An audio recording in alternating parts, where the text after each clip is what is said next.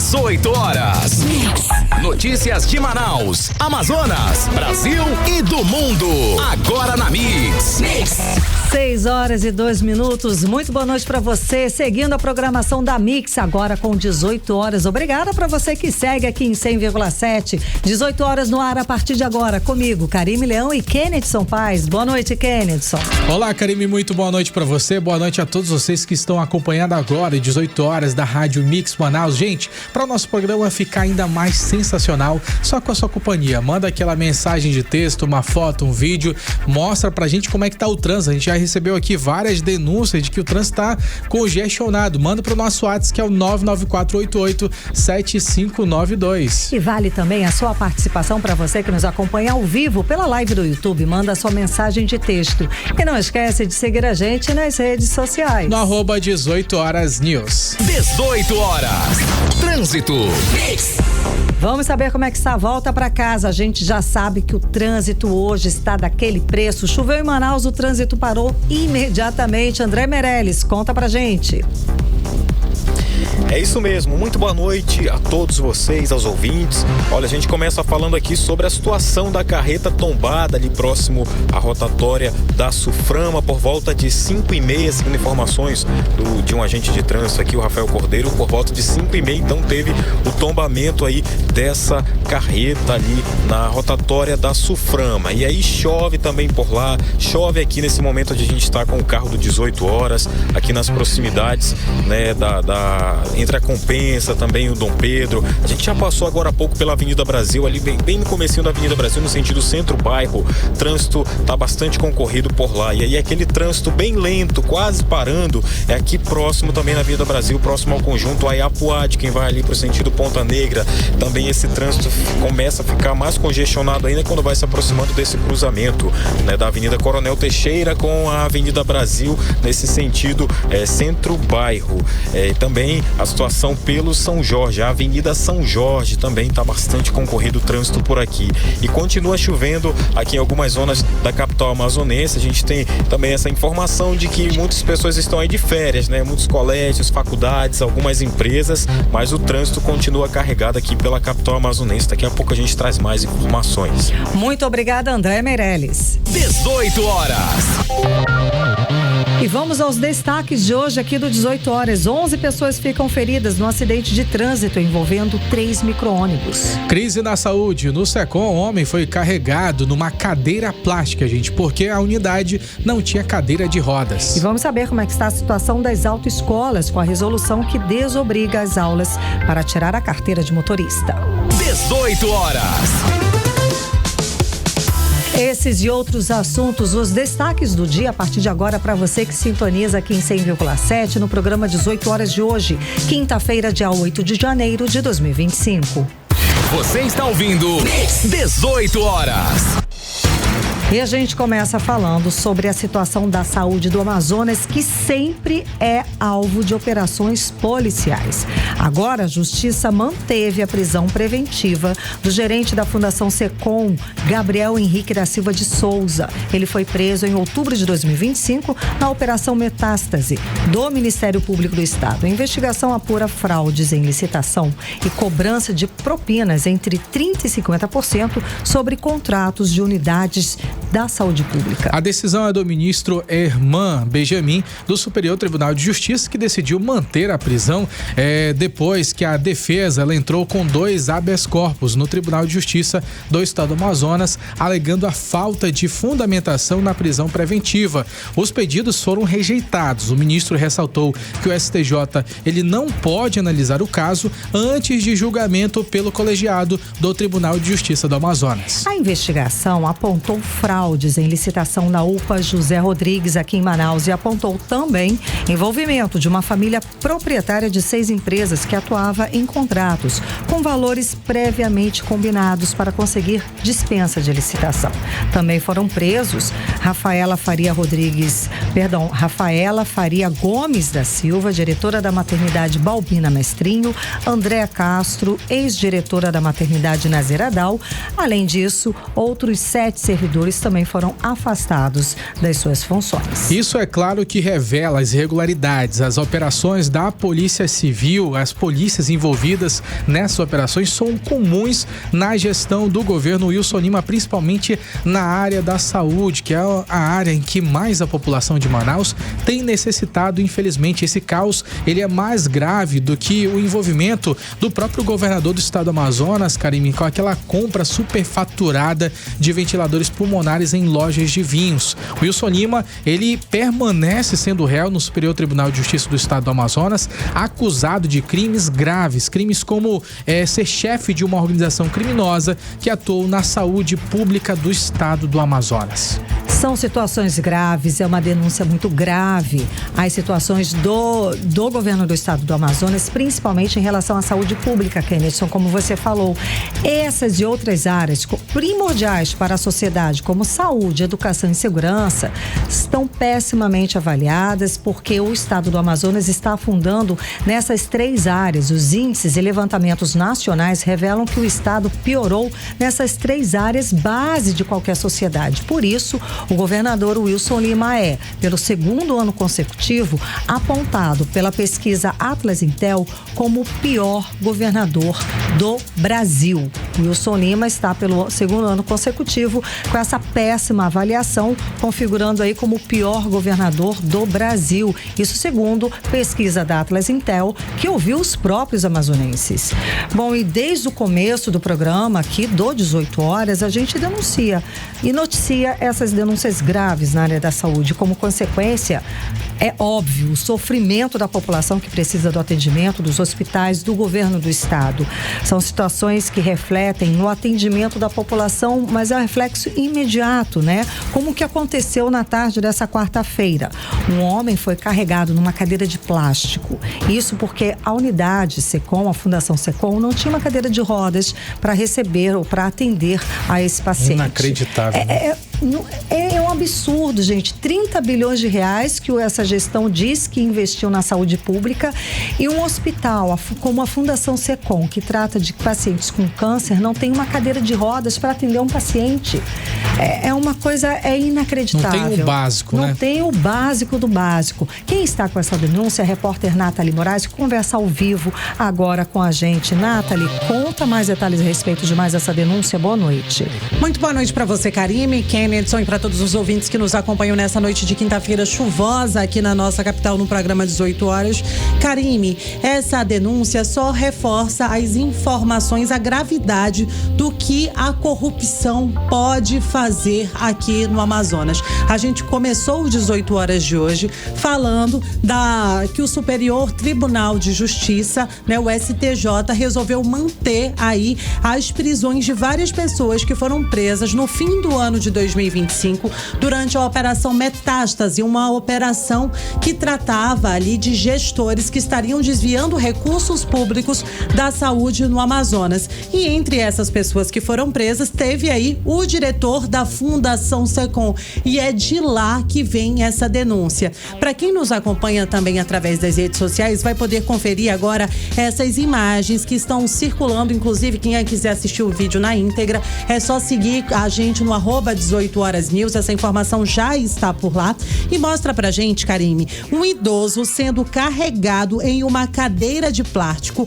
para dentro da Fundação SECOM. Um idoso bastante debilitado que fazia tratamento na unidade, na Fundação SECOM, chegou lá no hospital e não tinha maqueiro com cadeira de roda para sequer levar este homem para dentro da unidade que precisava de atendimento. É mais um episódio, Kennedson Paes, que reacende aí pra gente as críticas quando a gente fala de colapso na saúde pública do Amazonas. É um completo descaso o que a gente viu nessas imagens, o que aconteceu com esse senhor. É uma falta de estrutura inaceitável. A gente não tem uma cadeira de rodas para transportar um senhor que está fazendo tratamento oncológico e precisa de atendimento na Fundação SECOM. A gente não tá à beira do os colapso, maquinários, né, mais aprimorados requerimentos que são exigidos para um tratamento de pacientes oncológicos. Precisam de ferramentas suficientes para poder realizar todos os procedimentos médicos para esses pacientes. Exames, né? É necessário equipamentos de exames. Exato. É necessário equipamentos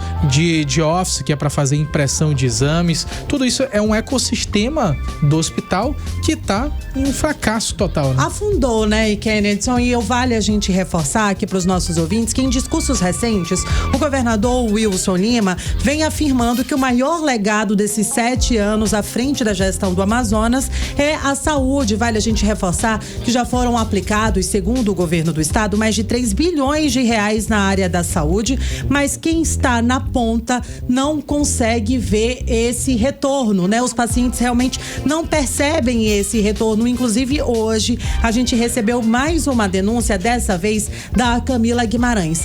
A mãe dela é paciente oncológica, ela faz tratamento lá na Fundação Secom e essa não é a primeira vez que a Camila vem aqui no 18 horas para denunciar a falta, Nathalie, de atendimento. A diferença no caso dela é porque ela é advogada, então ela consegue trazer mais visibilidade para a voz dela. Exato. Agora ela consegue imagina outras pessoas, gente. Exatamente, né? Ela consegue expressar, ela consegue falar até com uma certa calma a respeito do que está acontecendo. Né? Exato, a respeito do que está acontecendo lá, né, nessa completa falta de atendimento no Hospital Secom. Agora imagina as pessoas mais simples que ficam, lógico, só desesperadas, apavoradas e não conseguem explicar essa falta de respeito, essa falta de estrutura do governo do estado, do governo Wilson Lima na saúde pública do Amazonas. Exatamente, Carmen. A primeira denúncia que essa advogada trouxe pra gente era sobre a falta de funcionários para fazer o atendimento ali, a triagem dos pacientes. Na segunda denúncia, no finzinho do ano de 2025,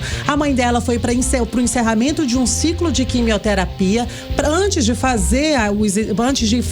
tomar ali a medicação, é necessário fazer os exames de sangue para saber se o paciente tem condições físicas para passar por esse ciclo. E aí não tinha sequer tinta na impressora para imprimir o exame de sangue, e aí por isso eles não estavam fazendo. E um ciclo de quimioterapia quebrado compromete tudo. Todo Só que o tratamento, aí, Karine, gente, hoje... por falta, desculpa, Nathalie, mas escuta esse absurdo. Por falta de tinta na impressora, suspendeu o tratamento contra o câncer de uma paciente, suspendeu o ciclo. É uma doença grave, gente. Isso chega a ser desumano, isso é criminoso o que está acontecendo. Você suspende o tratamento de um paciente com câncer porque faltou tinta na impressora, vai para casa porque não tem o que fazer. Gente, isso é um crime. E aí hoje, Karine, há mais de 24 horas, a máquina de radioterapia está quebrada. Ela afirmou que existe uma outra máquina, mas que não teriam profissionais suficientes ali para fazer esse remanejamento. E mais uma vez, né, a advogada Camila Guimarães teme que o tratamento, né, que é crucial para que a mãe dela se recupere e possa retomar a ter uma qualidade de vida, seja quebrado. Vamos ouvir aí um trechinho da denúncia da Camila. Aqui no setor de radioterapia, desde ontem, os pacientes estão sem fazer a sua radiação porque a máquina está quebrada. Desde 15 horas da tarde, o pessoal da radiação do aparelho AL1 estão sem a sua radiação, estão sem o seu devido tratamento contínuo. Essas sessões, elas são diárias. E os pacientes estão do aparelho AL1 sem essa definição de quando vai ter retorno dessa máquina e de quando eles vão poder fazer. Acabei de chegar aqui, a minha mãe tem o tratamento da radiação contínua diária e não estão querendo definir ela para a máquina L2 para dar continuidade porque não tem autorização do gerente, chamado Leandro. Perguntei se havia alguma diferença da máquina L2 para L1, ele disse que não, porém só poderia colocar a minha mãe para fazer na máquina L2 se fosse autorizada e não tem ninguém para autorizar, porque, pasmem, não tem ninguém do setor trabalhando à tarde, somente no horário da manhã. E a minha mãe, ela precisa terminar no dia 21 de janeiro essa radiação, porque dia 23 ela já está com a braquioterapia agendada e ela só consegue começar essa braquioterapia agendada do dia 23 se tiver finalizado no dia 21. Então, se ela perder um dia 21, ela não finaliza.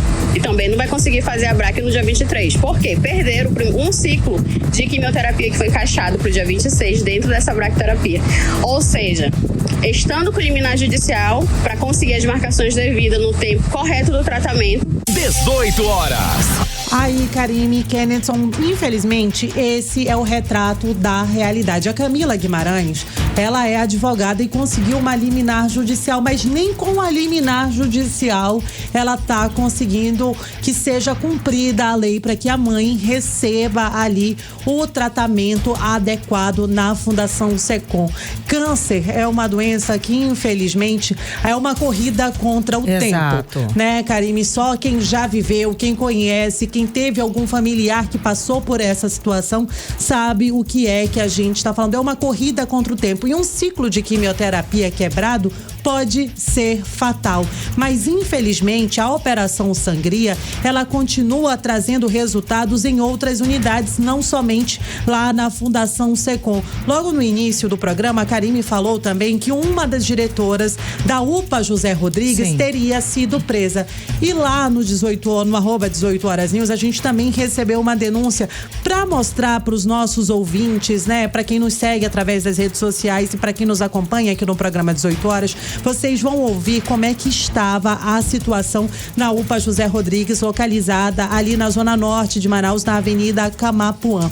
Corredores completamente lotados, pacientes aguardando por mais de 8 horas sem sequer ter passado por atendimento. Segundo vários pacientes, né, eram horas de espera, nenhuma resposta, não tinha cadeira, não tinha papel higiênico, não tinha copo descartável para tomar água.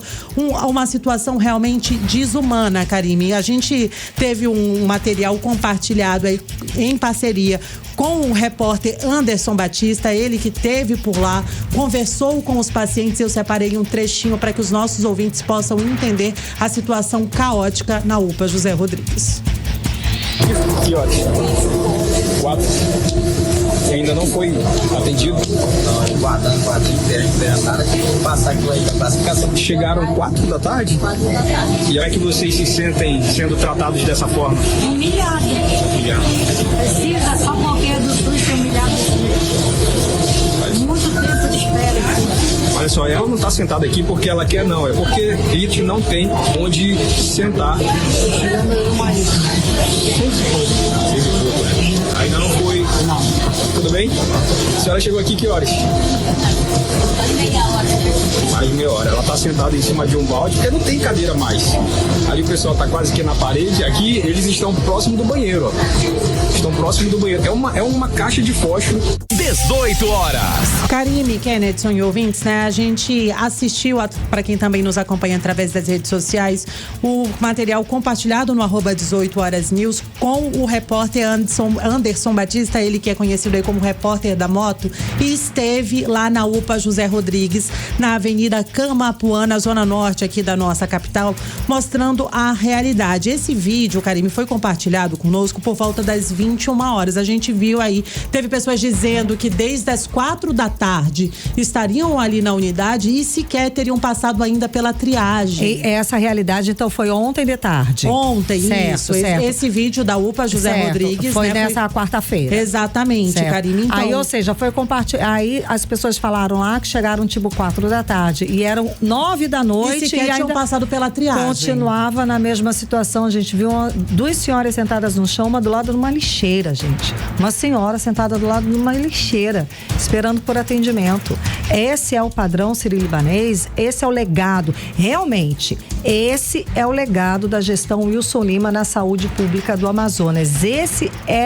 Essa vai ser a assinatura dele na saúde pública do Amazonas. As pessoas agonizando nas filas, esperando por atendimento.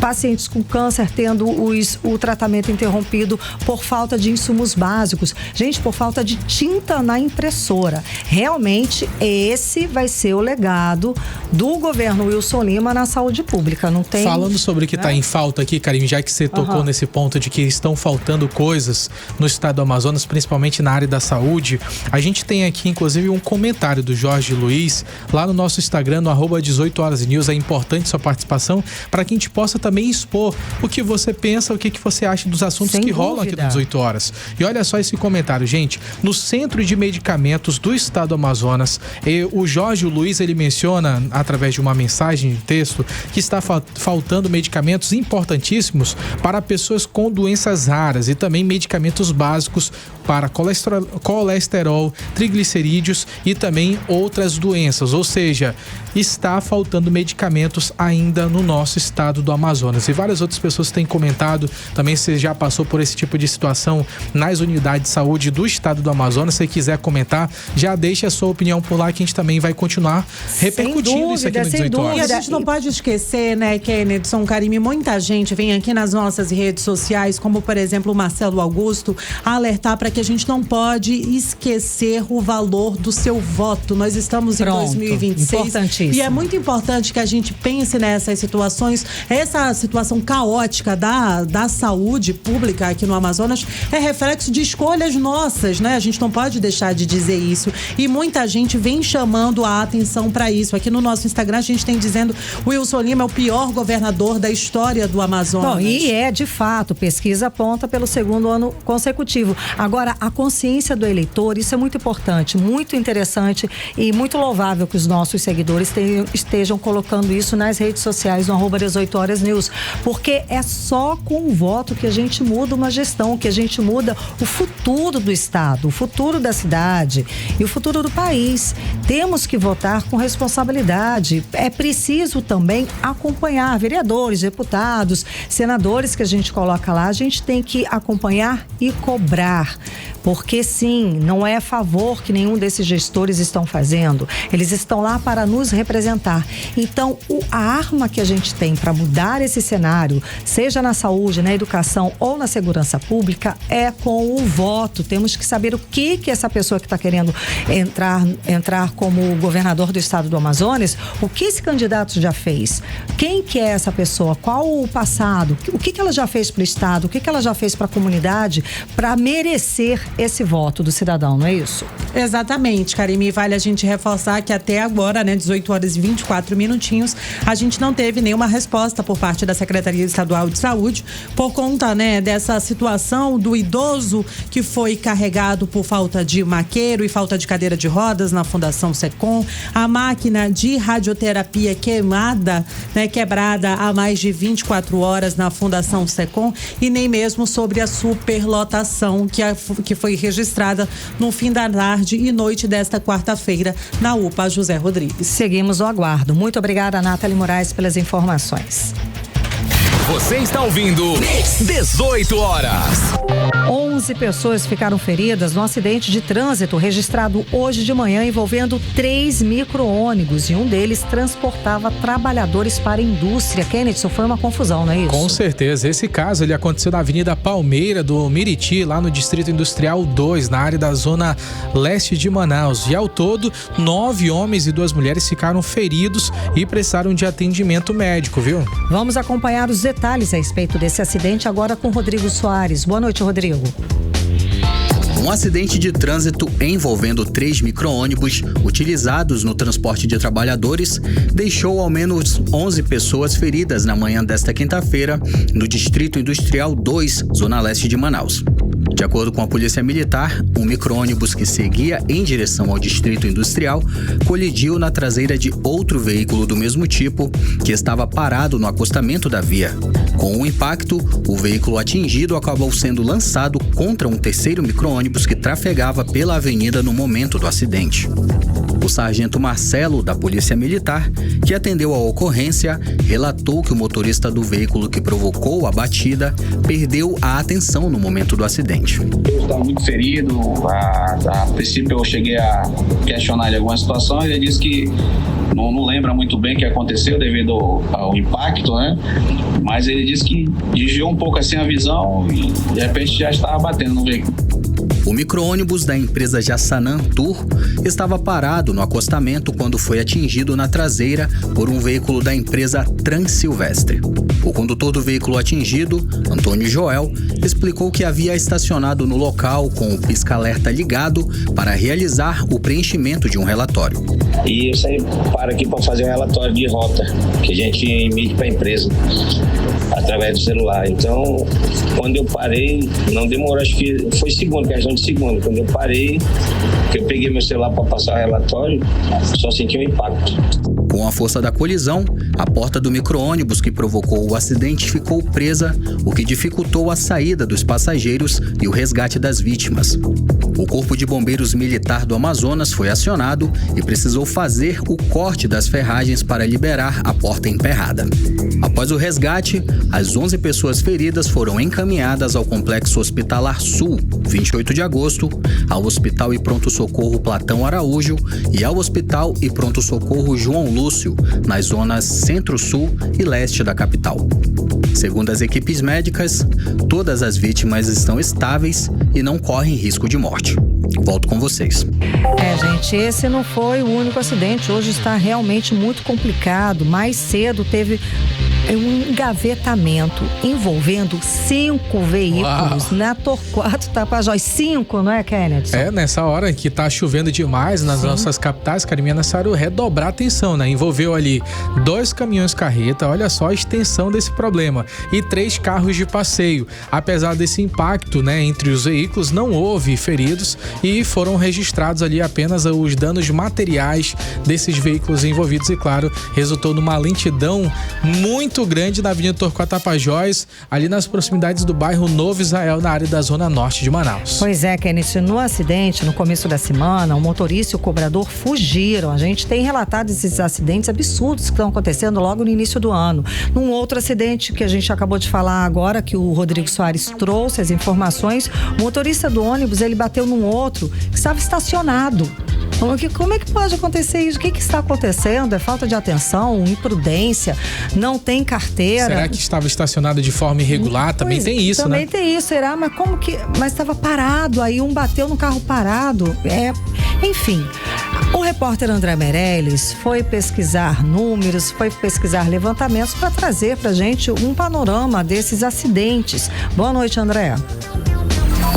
Muito boa noite. Olha, em menos de uma semana, uma sequência de ocorrências envolvendo ônibus e micro-ônibus de transporte coletivo e especial chamou a atenção para a segurança viária. Na terça-feira, um ônibus na Zona Leste foi flagrado em vídeo circulando em alta velocidade. Na quarta, um veículo de transporte de trabalhadores perdeu o controle e bateu em um poste na Avenida Coronel Teixeira. E nessa manhã, outro acidente. O micro-ônibus bateu na traseira de outro e deixou 11 pessoas feridas.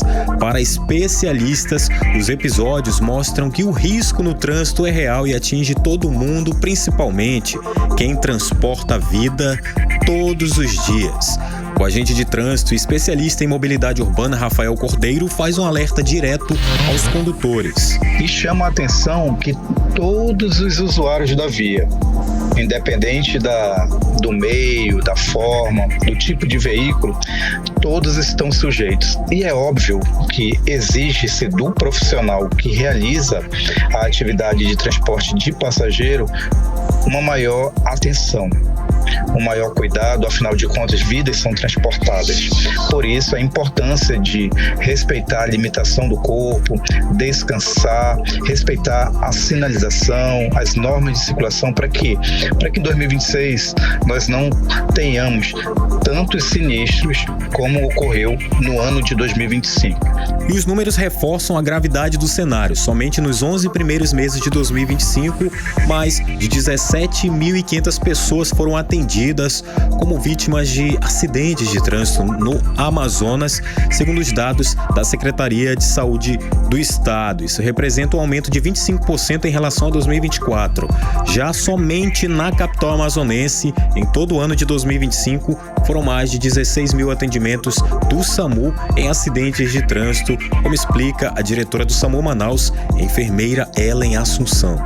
o SAMU Manaus realizou no período de janeiro a dezembro de 2025 um total geral de 16.071 ocorrências de acidentes de trânsito envolvendo acidentes de atropelamentos, colisão de motos, colisão de carros e outros tipos de situações por acidente de trânsito. Volto com vocês. Você está ouvindo 18 horas. E olha só, Karime, ainda há pouco eu tava falando sobre que nesse começo de ano, Karime, muita gente tem aquele sonho, né, de mudar a realidade. Por exemplo, minha esposa, ela tá com muito sonho de conseguir, nesse ano, conseguir a CNH, a Carteira Nacional de Habilitação. E aí, gente, já esse ano ele já começa exatamente com essa mudança na resolução do CONTRAN, que tira a obrigação das aulas na autoescola. Antigamente eu fiz na autoescola, o processo tudinho certinho e tal, fui pra rua. E essa medida, ela promete ampliar esse acesso e também reduzir os custos e dar, é claro, mais liberdade para que o candidato ele possa definir se ele vai querer ir para uma autoescola ou não, né? Ele pode optar por ter aulas numa autoescola. De qualquer forma, é muito importante da gente lembrar, Kennedson, que a prova prática e prova escrita, a prova da legislação continua valendo. Obrigatória, né? Exato, é obrigatório. Para você tirar a carteira, você precisa fazer essas provas. Bom, mas ao mesmo tempo a gente sabe que acende um alerta aí das autoescolas, porque já que não é mais obrigado, vai ver que a gente vai enfrentar... Será que vai ter desconto lá? Acho que vai ter uma crise de muita autoescola fechando, desconto, de repente, né? Pode ser. Vanessa Lima, você tem essas informações, conta pra gente, como é que tá essa situação agora em 2026? Boa noite. Boa noite, Karime, Kennedson, boa noite aos nossos ouvintes. Então, gente, mesmo antes dessa mudança ser oficialmente aprovada, muita coisa já começou a mudar na prática. A grande virada é que a obrigatoriedade de contratar um pacote fechado de aulas nas autoescolas está deixando de ser a única opção. E isso abre espaço para um novo cenário. O candidato agora pode escolher entre fazer as aulas com uma autoescola tradicional ou com um instrutor autônomo credenciado. Essas simples mudanças já mexe com o preço final porque aumenta a concorrência e dá mais liberdade para o aluno montar o próprio caminho até a habilitação. E tem outro ponto que já está sendo sentido: a valorização do instrutor. Antes, ele dependia exclusivamente de um centro de formação de condutores para trabalhar. E agora, com a possibilidade de atuar de forma independente, esse profissional ganha autonomia, ele pode oferecer aulas no próprio carro ou no carro do aluno e até ajustar horários e valores de forma mais flexível, como comenta o presidente do Detran Amazonas, Davi Fernandes. Vamos ouvi-lo. A prova prática, as aulas práticas eram 20 horas. E aí agora passa 2 horas no mínimo. Você pode fazer mais 2 horas no mínimo e pode fazer a prova também prática logo em seguida. Com as alterações, o veículo antes que era só de autoescola, hoje ele pode ser feito com veículo particular, com veículo automático. E os instrutores hoje, eles também são autônomos. Então antes nós só tínhamos as autoescolas, hoje tem um instrutor autônomo que pode ministrar a aula e informar o sistema sobre as aulas. 18 horas. Bom, além disso, a proposta de modernização também está mexendo com a estrutura das autoescolas. Aquelas regras super rígidas, né, como metragem exata da sala, tamanho mínimo para o espaço do instrutor e até a padronização da fachada estão sendo flexibilizadas, o que reduz custos operacionais e facilita a vida dos empresários do setor, que agora podem se adaptar com mais liberdade. E também não podemos deixar de comentar o impacto social enorme, né, por trás disso tudo.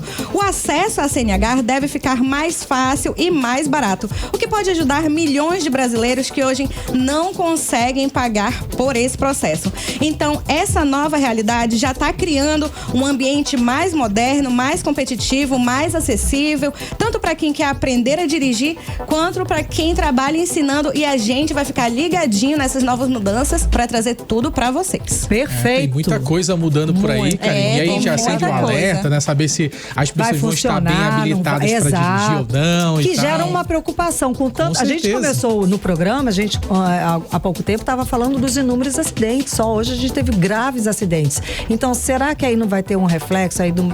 Enfim, né? De que mas o fato é que, como você já tinha mencionado, vai haver as duas formas de provas: de teórica forma, e prática. A prova e só serão aprovados aqueles que passarem, né? Verdade. Muito obrigada, Vanessa Lima. Você está ouvindo 18 horas. Política. 6h36. Você segue acompanhando a programação da Mix agora no programa 18 horas até às 7 da noite. Não esquece de seguir a gente nas redes sociais, no @18horas News. E agora, vamos para a política. Kennedson Paes e Nathalie Moraes, que volta a conversar ao vivo com a gente. Nathalie, vamos lá. O presidente Lula, ele vetou integralmente nessa quinta-feira o projeto de lei que reduz as penas do ex-presidente Jair Bolsonaro e de outros condenados pelos atos golpistas do 8 de janeiro. Isso a gente já comentou aqui, a expectativa era essa mesma, né? Karime, mais uma vez, boa noite pra você, Kennedson, e pra todos que nos acompanham aqui no 18 horas. Karime, hoje fazem 3 anos, né? Então, assim, era uma decisão que era muito esperada, muito comentada nos bastidores, realmente. E aí, hoje, a oposição se moveu, né? A gente sabe, muita gente tentou derrubar para que isso não acontecesse. Muita gente chamou de PL da dosimetria. Tem gente que diz que não, esse nome não pode ser utilizado, mas a verdade é que o Lula vetou e a gente já sabia realmente que isso ia acontecer. Esse requerimento, né, realmente para convocar ali uma sessão extraordinária do Congresso ainda em janeiro, foi protocolado no finzinho de 2025. O argumento formal era de urgência, porque essa era uma pauta de extrema relevância, né, no Brasil por um tempo. E o PL da dosimetria também, Nathalie, ele foi um projeto de lei que ele acabou unificando os diferentes partidos, né? Tanto de direita, centro, esquerda, todo mundo estava, pelo menos a maioria estava favorável para que resultasse nisso daí, aquela espécie de esperança de deixar o país pacificado, tudo tranquilo, vamos seguir 2026 tranquilos. Mas os 2026 já começou com os 2 pés na porta, então não tem para onde correr, Kennedson Paes. E lá do lado do Planalto, o veto do presidente Lula também foi um ato estratégico. Muita gente acaba dizendo assim, Kennedson, eu tô falando com os 2 pés, mas não tem nada a ver com aquela propaganda, não. A primeira coisa que eu lembrei, gente, pelo amor, já tem muita polêmica. Essa aqui é outra polêmica, gente, nós vamos relembrar a polêmica. Pelo amor de Deus. Me cancelar, não, por favor, tá? Eu acho que foi uma grande estratégia, né? Exato, essa de passar ou não passar, basicamente é uma ação, né, que a gente fala nos bastidores, né? Não tecnicamente. Foi uma moeda de troca ali, não, né? É uma ação que ela é jogada pra torcida. Sim. Para aquelas pessoas que defendem a postura do presidente em relação a esse tema, lógico, todos comemoraram. Era uma ação já prevista que ele faria. Só que as pessoas queriam saber se de fato ele faria. Mas era o desejo de todos. Teve gente ainda, né, que pensou assim, né, ele vai pegar essa bola no peito e vai jogar na trave? Não, gente, ele não tinha como fazer isso, porque ele seria contra os seus princípios e todo aquele discurso, né, da esquerda. Não tinha como, realmente. Mas os números divulgados pelo Supremo Tribunal Federal realmente mostram aí pra gente, né, o que muita gente já previa. Ele foi lá, vetou e foi isso. Mas, inclusive, Karime, essa polêmica toda continua rendendo, inclusive na tarde de hoje, né, Kennedson, teve avanço aí nessa questão do impeachment do Alexandre de Moraes? Então, olha só, gente, teve atualização a respeito sobre isso, porque a Procuradoria-Geral da República, ela recebeu hoje um pedido, gente, de prisão do ministro Alexandre de Moraes. Essa foi uma informação divulgada pela revista Oeste ainda há pouco, e esse processo de pedido de impeachment ele foi assinado pelos advogados Paulo Faria e Felipe de Oliveira, e foi protocolada depois que o Bolsonaro ele sofreu esse acidente dentro da penitenciária, da cela dele, lá na Superintendência da Polícia Federal. E aí o que a defesa mencionou? Paulo Faria mencionou que depois de ter se machucado, o ex-presidente ele permaneceu por um período superior a 24 horas, segundo informações desse advogado, sem o atendimento hospitalar adequado e apesar da recomendação médica e também da existência de sintomas neurológicos. Ou seja, esse é um pedido da defesa, os advogados entraram com essa decisão e segundo esse documento apresentado, a decisão do Moraes, ela impediu que o ex-presidente ele deixasse o cárcere de forma imediata para poder fazer o processo de avaliação e até provocou sofrimento físico e psicológico relevante, ou seja, por isso, eles nomearam essa ação como tortura e, segundo o advogado, teria violado direitos fundamentais à lei de execuções penais e também a normas nacionais e internacionais de proteção aos direitos humanos. Agora, saber se a Procuradoria-Geral da República vai querer ou não acatar essa decisão. Kennedson, segue com a gente, é o seguinte, porque dois dos principais ministérios do governo Lula podem mudar o comando. Fernando Haddad da Fazenda e Ricardo Lewandowski da Justiça pediram para sair. Parece que Lewandowski, inclusive, já entregou a carta dele hoje à tarde, Kennedson. Então, Ricardo Lewandowski, esse que é o nome que foi por útil, né, apresentar essa carta para poder dizer que estava saindo do ministério. E são duas saídas muito estratégicas. A gente tem do Fernando Haddad, só para a gente começar a linha do tempo de forma correta. Pronto. Fernando Haddad, desde o período de dezembro do ano passado, já vinha falando que tinha o interesse de sair de forma estratégica para poder concorrer uma vaga para o Senado ou para o governo de São Paulo. Ou seja, já era uma meta. E a proposta do própria governança do presidente Lula é de ter um apoio muito maior no Senado. Então a estratégia é que tivesse o maior número de senadores. O Fernando Haddad entraria nesse projeto.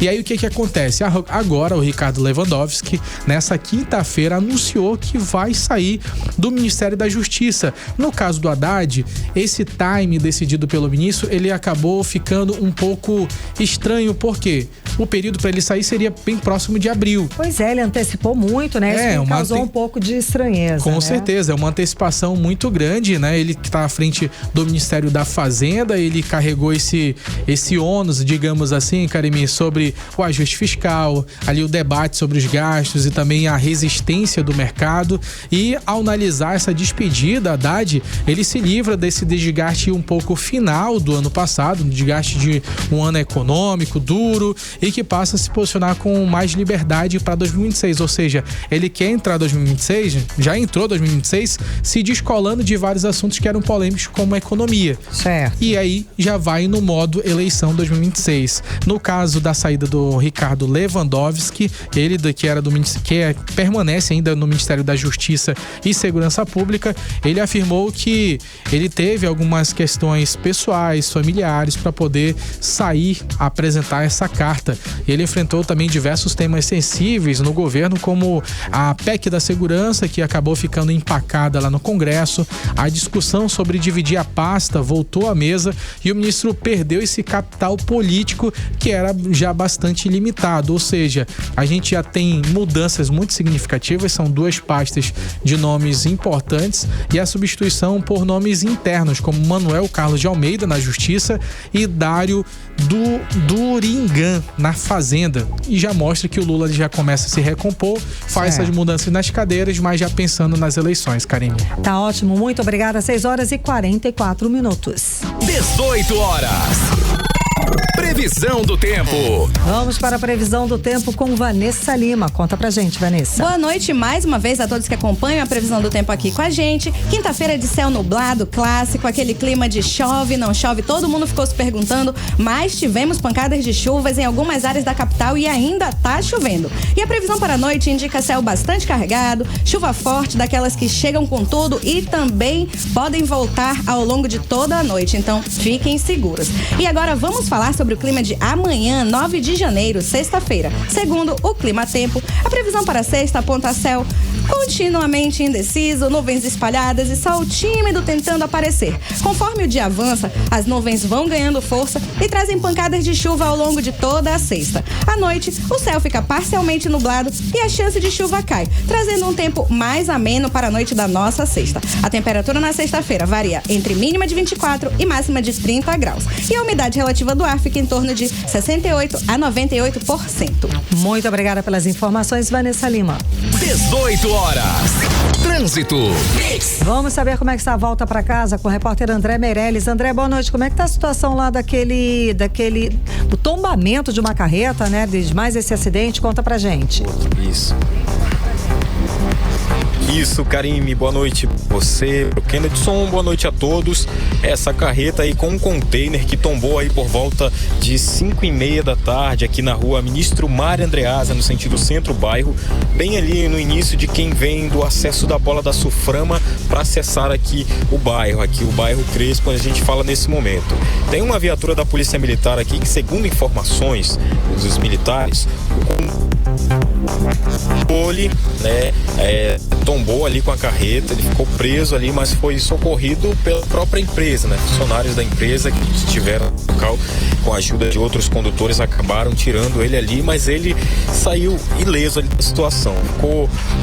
Foi amparado pela própria empresa, que a gente ainda não tem essa informação, não tem como confirmar, mas foi amparado pela empresa, possivelmente recebe atendimento particular ali pelo local. Aqui, onde aconteceu esse acidente, o trânsito está tranquilo, não tem trânsito carregado, não tem trânsito pesado, e o Instituto Municipal de Mobilidade Urbana já foi acionado e aqui o local aguarda a chegada do IMU e também do Corpo de Bombeiros, para que junto aí, em comunicação com a empresa, possam fazer a remoção dessa carreta que está tombada ainda nesse momento. Mas como a gente fala, não teve nenhum outro envolvimento de outro veículo, outras pessoas feridas aqui no local, e o trânsito permanece tranquilo por aqui. Karine, Kennedy. Muito obrigada pelas informações, André Meirelles. 18 horas.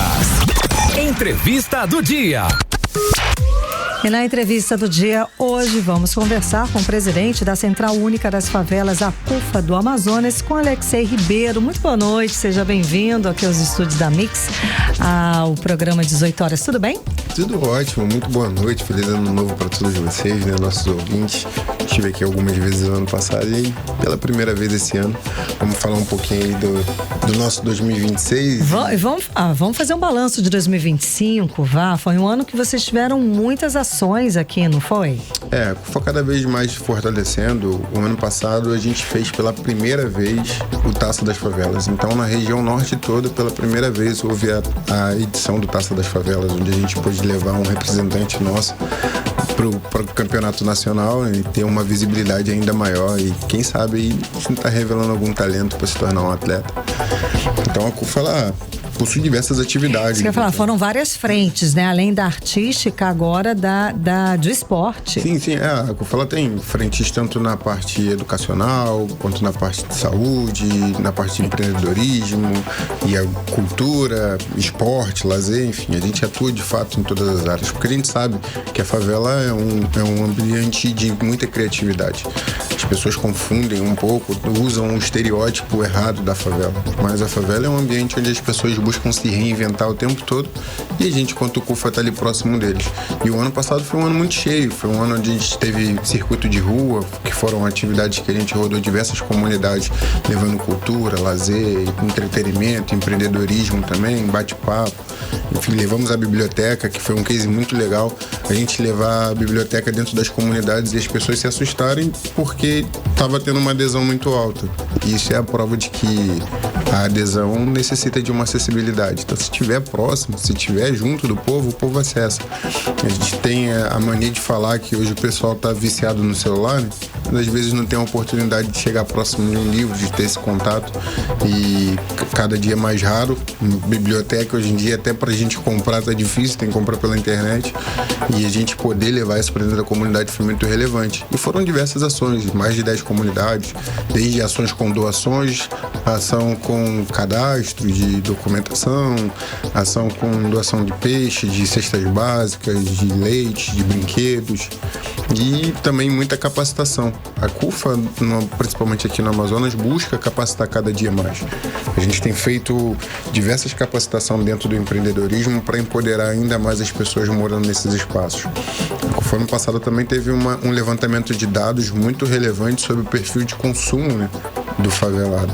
A pessoa que mora na favela, ela tem um perfil de consumo e também precisa ter um perfil de comunicação para com ela, para que ela possa passar a consumir. Sem dúvida, é importantíssimo essa pesquisa, porque até em ano eleitoral são informações que podem ser usadas também. Exatamente. Além do perfil de consumo do morador de favela, a gente fez uma pesquisa inédita em todo o país, que pela primeira vez alguém conversou com alguém em situação de tráfico, de crime, para entender um pouquinho sobre a humanidade dele. Isso também rendeu um livro que está sendo lançado agora. O livro se chama Humanos. Em breve vai estar aí nas bancas para que todo mundo possa comprar. O livro já foi lançado. Mas que mostra também um pouco da mentalidade, do porquê o cara tá ali, do que ele gosta de comer, do que ele gosta de vestir, do que poderia fazer para ele sair dali, que pouca gente ouve, né?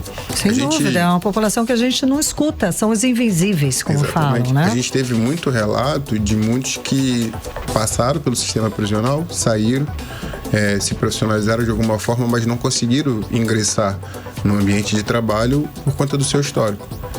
Então, quando o cara pede a ficha, aí tem lá um histórico sujo e ele não recebe a oportunidade. Então, o que ele faz? Volta pro mundo das drogas, volta pro crime organizado. E a gente precisa combater isso de alguma forma. Então, são dados, são pesquisas, são movimentos que a CUFA faz para entender cada vez mais a população e, junto, tentar criar soluções para essas mazelas que a gente vê cada dia piorando. O bom é que esses dados eles podem ser utilizados para a execução de políticas públicas para mudar uma realidade de uma população. Agora, sobre a CUFA, a gente inclusive falou aqui no 18 horas do Dia da Consciência Negra. Conta pra gente como é que foi essa programação.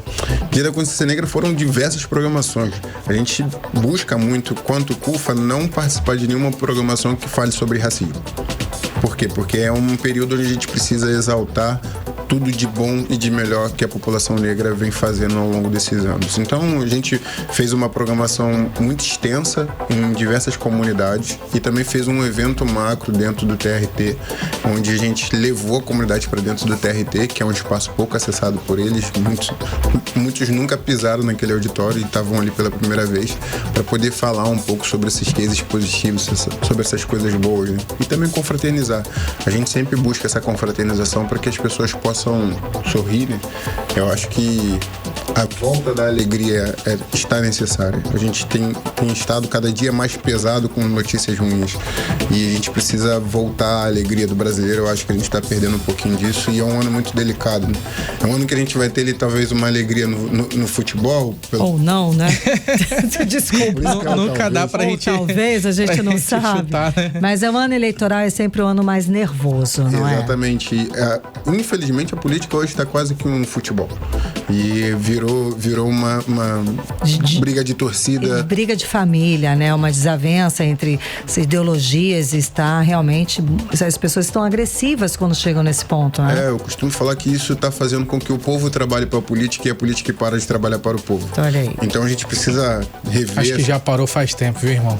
Então, mas parou porque o povo passou a trabalhar para eles. Pronto, a gente precisa cobrar. Esse ano é importantíssimo da gente lembrar de votar com consciência, da gente saber escolher e saber cobrar também. Agora, ano passado, a gente também trouxe aqui e falou sobre a Expo Favela, que foi um sucesso, né? Foi a Expo, foi ainda maior o ano passado. A gente fez pela primeira vez a gente trouxe o Ed Rock, que é um dos membros dos Racionais, então isso abrilhantou o evento de uma maneira grandiosíssima. Teve gente do movimento rap que iniciou o rap no Amazonas, que foi lá no evento chorando, abraçando, agradecendo. Qual foi o bairro? O evento foi dentro do Vasco Baixos. Ah, legal. E isso faz com que a gente mostre um pouco da força do Amazonas na parte cultural e na parte de empreendedorismo, né? Que é a Expo Favela, o foco principal é o empreendedorismo. E a gente, mais uma vez, teve 5 pessoas representando o estado e estivemos entre os 10 melhores do Brasil. Ficamos no top 10 lá, com uma iniciativa que vem do interior do estado do Amazonas, para poder representar a força do nosso povo. E qual foi esse projeto? Porque, assim, são várias ações, né? Essa Expo Favela, que a gente sempre fala aqui no 18 horas, né?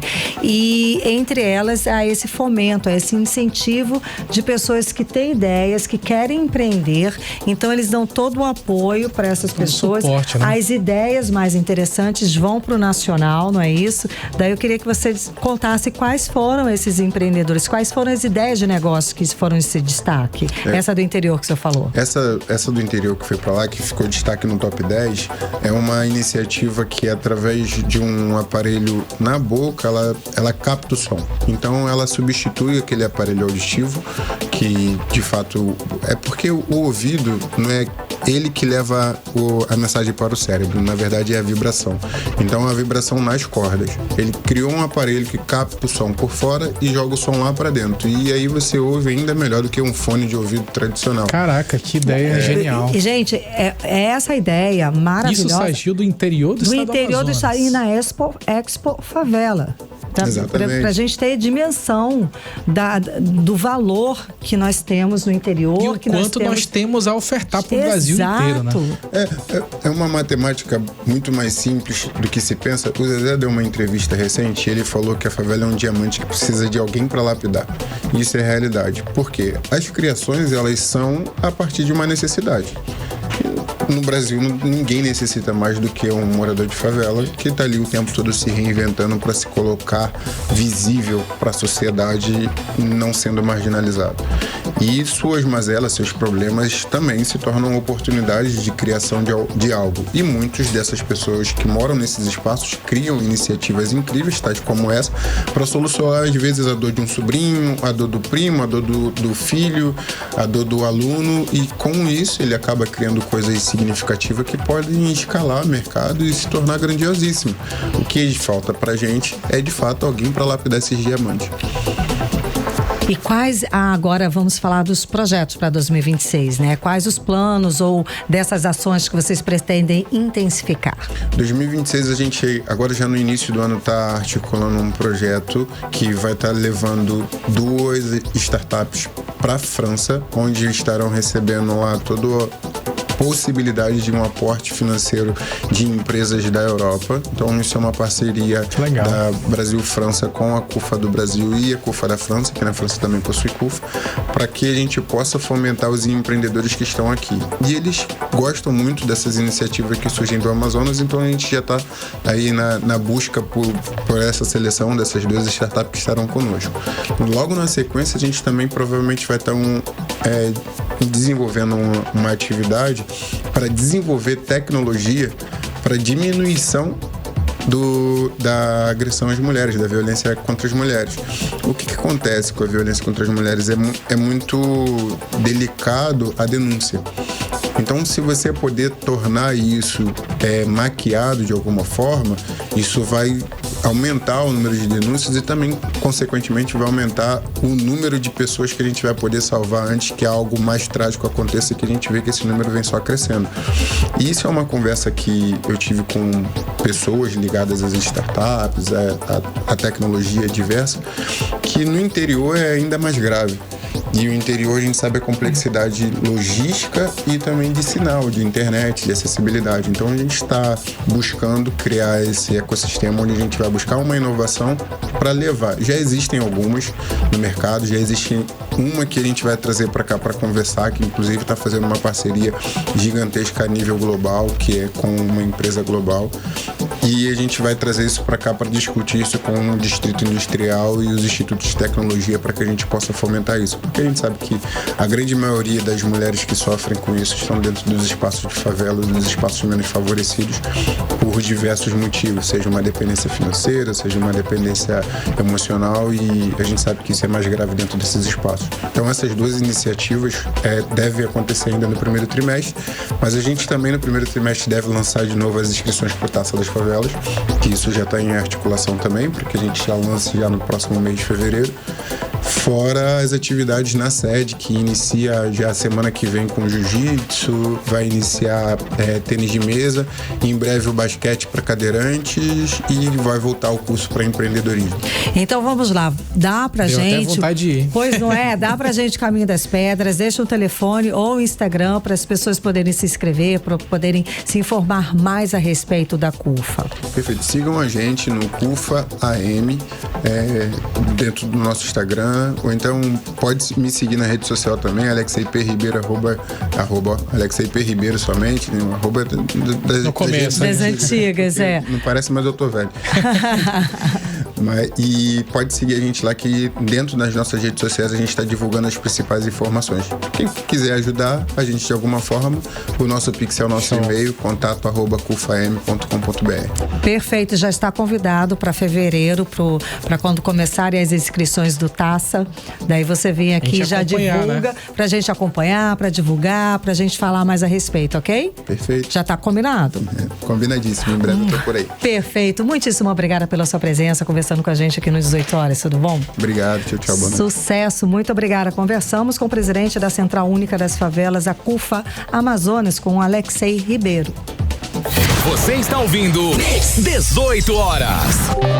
E vamos falar mais de educação. Kennedson Paz, você teve hoje acompanhando uma escola na rede municipal que foi entregue totalmente reformada, não é isso? Conta pra gente, teve investimento, a escola de fato vai entregar muitas atividades, não é isso? Com certeza, Karime, olha só, gente, investir na educação, a gente há pouco estava falando sobre esse tema, o quanto é edificante e muda a realidade de uma população inteira. Isso significa, essa reforma na escola, significa sala de aula melhor, mais confortável para que os alunos e professores possam aprender, a ter esse ambiente que estimula o aprendizado. E Manaus, ele recebeu, né? Manaus, a nossa capital, recebeu mais uma escola entregue nessa que foi da área da zona oeste da capital amazonense, e essa unidade, ela dá o atendimento aos alunos do primeiro até o 5º ano do ensino fundamental e passa a oferecer essa estrutura mais adequada para o dia da escola. Olha só, gente, a escola ela foi totalmente revitalizada, com quadra reformada, cozinha ampliada, novos banheiros, biblioteca e outros espaços, se tornando essa referência da comunidade daquela região, porque não é apenas a escola, é a alimentação que a garotada recebe, é também o conhecimento, tem as bibliotecas, tem a área de convivência que é através das quadras, onde são realizadas as atividades físicas, não apenas dos alunos, mas também da comunidade de modo geral, e foi isso que o prefeito de Manaus destacou durante a fala dele com a comunidade daquela região. E aí, no total, gente, a gente tem dessas entregas atuais mais de 280 escolas concluídas, reformadas e revitalizadas. E amanhã, inclusive, o prefeito de Manaus, Davi Almeida, ele destacou também que vai haver novas entregas. Então a gente vai voltar aqui no 18 horas para falar de uma outra escola que já foi entregue. E ainda segundo a gestão municipal, outras 29 escolas, elas devem ser entregues ainda nesse início do ano, e todas com essa estratégia, Karime, com um ambiente escolar favorável para o aprendizado. O secretário municipal de educação, o Júnior Mar, ele avaliou esse conjunto de novos investimentos para a educação. Vamos ouvi-lo. Nós já somos a gestão que mais criou vagas de creches no município de Manaus, somos a gestão do maior IDEB da história da cidade de Manaus, a maior nota em qualidade de educação, segundo o MEC. Nós somos a gestão que mais criou vagas de tempo integral na cidade de Manaus, somos a gestão que mais reformou escolas na cidade de Manaus, somos a gestão que tem feito a diferença porque acredita que a educação é o ponto e a chave da virada para uma cidade ser melhor, e a gente vai colher esse fruto, já começou a colher no nosso município. E Karime, o ambiente ele molda também toda essa parte de percepção. Por exemplo, na área de educação, a criança ela aprende mais quando o ambiente está reformado. Sem o professor, dúvida. ele consegue expandir o conhecimento dele, com certeza de forma muito mais apropriada. E foi isso que destacou a Silvana Magalhães, ela que é diretora da escola. Vamos ouvi-la. A gente sabe que escola ela não pode ser só prédio, escola são pessoas, mas a valorização da prefeitura ela começa quando você vê o prefeito revitalizando tantas escolas que há muito tempo não eram revitalizadas. E a gente que trabalha, que é educador, e os alunos, os pais, as pessoas que trabalham na escola, nós precisamos de um ambiente harmonioso, bem estruturado, né? E isso veio propiciar, essa reforma veio propiciar isso para a comunidade aqui do Persília. E é claro que quem mais é beneficiado, com certeza, ali são os alunos, né, gente? Então, os pais de alunos também comemoraram essa mudança naquela escola. E quem vai falar com a gente agora é a Tatiana Oliveira, ela que é microempresária. Vamos ouvi-la. É um ambiente muito bom, acolhe muito bem ele, ajuda muito bem, ele aprende muito aqui também. Meu filho é especial, né, que muita gente acolhe ele muito bem, a diretora trata muito bem, a professora também trata a gente muito bem. Ou seja, é uma estrutura completamente revitalizada, com toda a parte acadêmica, a parte também sobre esportiva, atividades físicas, teve uma cozinha ampliada, ganhou novos depósitos, garantindo ali muito mais organizações e também melhores condições de trabalho, e com certeza uma entrega que vai fazer muita diferença para os moradores da zona oeste da capital amazonense. Sem dúvida alguma. Obrigada, Kennedson, pelas informações. Gente, acabou de acontecer agora às 7h05, um acidente de trânsito envolvendo 2 carros, tá? No cruzamento da Marciano Armond com a Alberto Calderaro, bem no semáforo.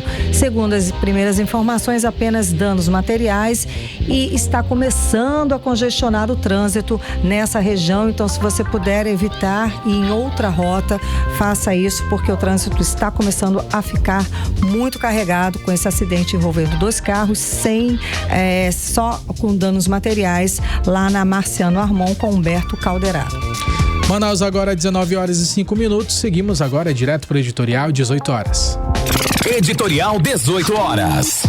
O Brasil lembrou hoje os atos antidemocráticos contra os poderes da República realizados há 3 anos em Brasília. A data é uma oportunidade para reforçar que cada eleição é uma oportunidade dos brasileiros irem às urnas para exercer o direito ao voto livre. O voto livre é que sustenta todo o sistema democrático. É um mecanismo por meio do qual o povo escolhe representantes. Para isso, o processo eleitoral deve ser confiável, acessível e legítimo. A atuação da Justiça Eleitoral reafirma-se como elemento fundamental para a estabilidade do Estado democrático de direito e tem assegurado o direito ao voto, a integridade das eleições e a confiança da sociedade, embora episódios recentes tenham evidenciado tentativas de ruptura institucional, a democracia brasileira demonstrou capacidade de resistência.